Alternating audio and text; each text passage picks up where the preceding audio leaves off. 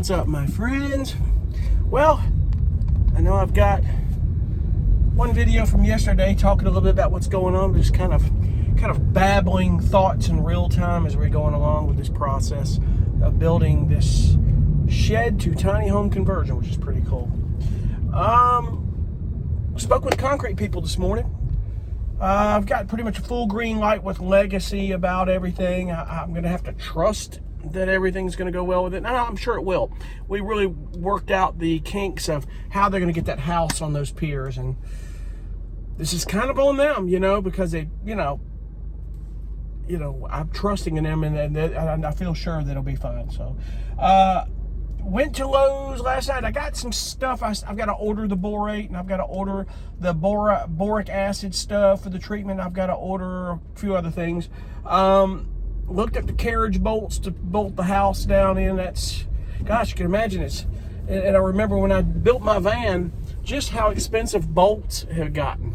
God, the bolts I used to build that bed. If you go watch that series, when I built my van, how I built that bed, that bed was strong. I mean, people at the Ram dealership saw it. They're like, man, that dude, if somebody back-ended you, that's a piece of protection that they wouldn't come in on you, because that is one strong bed.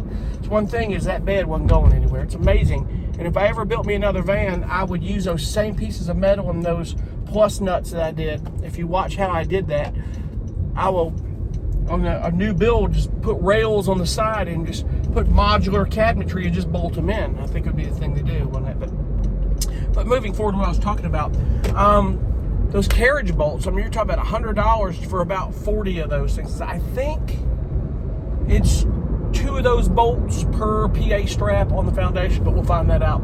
I'll find that out with the concrete people and clarify that with the architect engineer. He can tell me, because it looks like the holes are half-inch holes in that straps are probably 2 on a 2x12 floor joist. But that's later detail, and I'll share that as I'm doing it. It'll be an interesting process.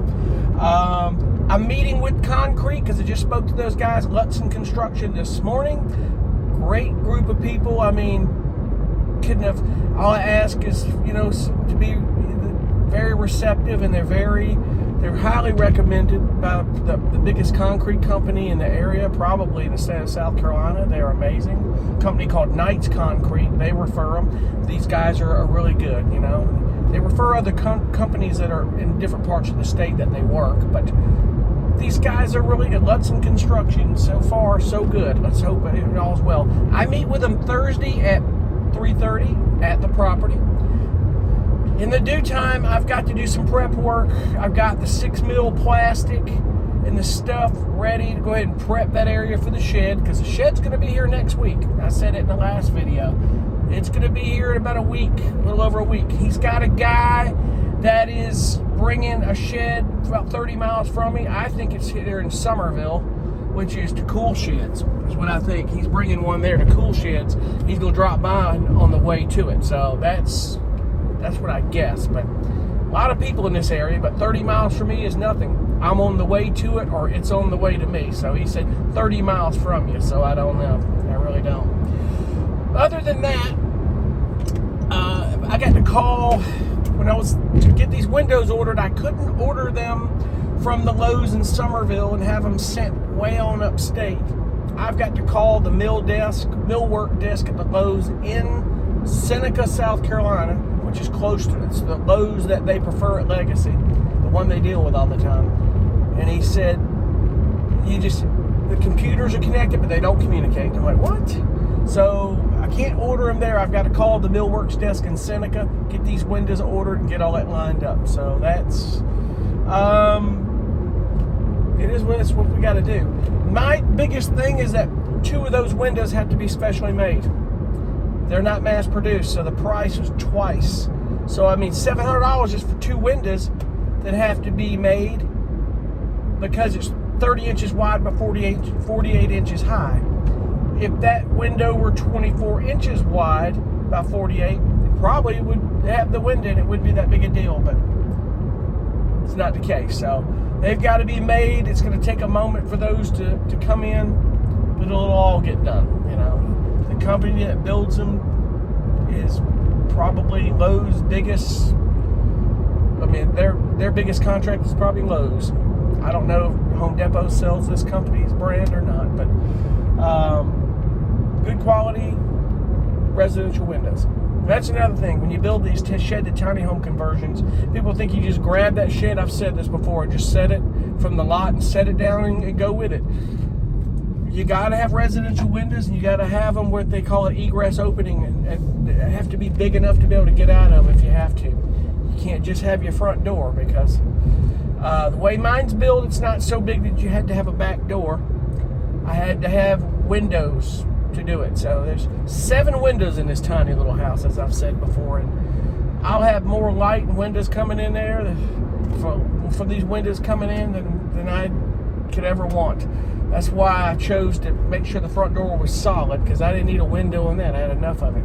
Later down the road, I can put a storm door in, and I'll go with that. I don't think I'd pay the ticket. So other than that, things are rocking and rolling in motion, and as things come along in this process, I'll get on and I'll babble about it, as I always do. I'm looking forward to for definitely documenting this and sharing this process, because it'd be kind of cool. A lot of people seem to be doing this, and they're doing it in their own way. The one thing that baffles me, if you get on these Facebook groups or some of these places on the internet or YouTube, how these people are doing what they're doing and getting away with it. I mean, it's weird. They're just grabbing the shed, setting it down, tying it down, and building it without building code. I don't know how they're getting around that. But like I said yesterday, some areas it may be lax, and maybe if you're on your own private property somewhere, that's fine. But just understand that that's 2 factors at play here if you don't do it the right way.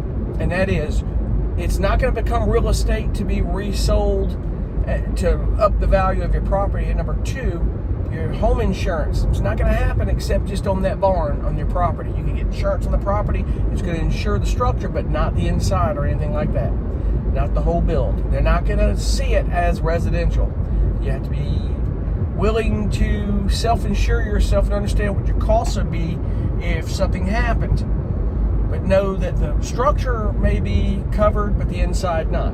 So in my case, I would lose $35,000, $40,000 if something happened and I did that.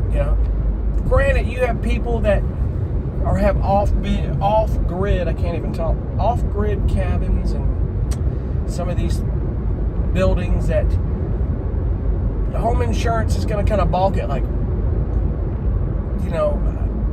what do we do with that? Except they'll again insure the actual shell of the structure as if it's a utility building, but they're not going to insure anything else, because you got people that live off grid, and that's fine. You just have to know up front what you're doing and how that's going to go.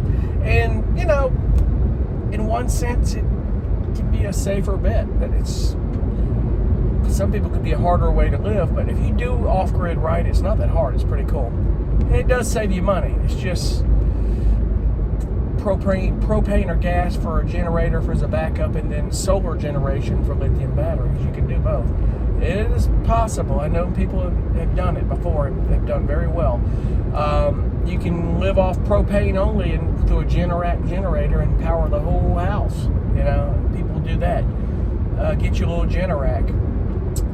Problem is, where I live, they're not going to let me live off grid because I'm in the town and the county, and I could not do a septic tank if I wanted to. I can't, go that route. And water, couldn't get water unless I had intent to build.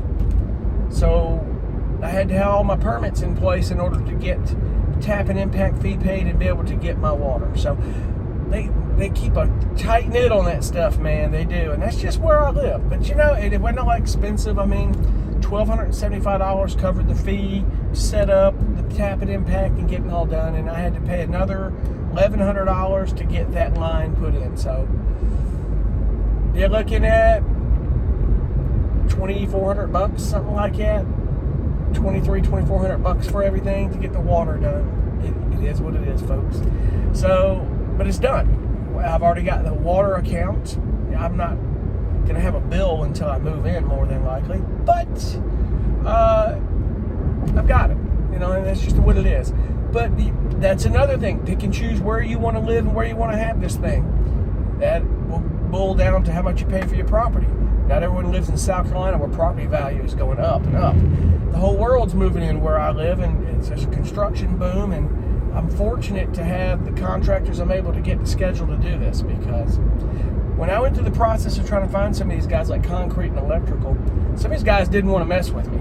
I mentioned that first concrete guy I spoke to, or second one. The first one didn't have a permit, and I really wanted him to do my concrete. Second one had it, but I think he was just overpricing me to deter me. He didn't want me to, to do it. I don't know, unless he just thought he was the only guy in town. But I think the third one was the good one. I think I picked the right guys on that deal. Electrical, one guy just wouldn't even call me back. He'd answer the phone, go, yeah, give me a call. And then I'd call him and he wouldn't answer the phone. Or I'd text him and he wouldn't answer back. Or he'd answer the phone, yeah, I'll be back up there later today. He just didn't want to mess with it. And that's fine. Just tell me you can't do it. Don't play reindeer games with my ass. I can't stand that shit. Pardon my French. Don't play reindeer games with me, man. Just tell me. If you can't fit it in, that's okay. That's just what we're dealing with here. So anyway, I'm going to get off here. I'll keep you posted on what's going on. A lot of cool things. Getting this thing built. It's going to be an interesting process to see how all this goes and how long it's going to take me. The biggest time is just step by step of me getting the inside done. I'm still debating on whether I'm going to do my drywall. Still debating on that, man. I can get a couple guys come in a few hours, knock out hanging it. It's the mudding and taping. And I'm this close to committing to doing it. I can do it. It's going to take me a while, but I can do it. Or I can get a couple of guys come in for a couple of days and knock that out, and I can maybe finish it or something. Because I'm definitely going to prime and paint. We're going to do the trim, the floor, the cabinetry, and then the plumber's going to finish the fixture. So all one step at a time, my friends. Anyway, appreciate you for watching again. I'll see you in the next one. I'll keep you updated as cool comes along. Be cool. Bye.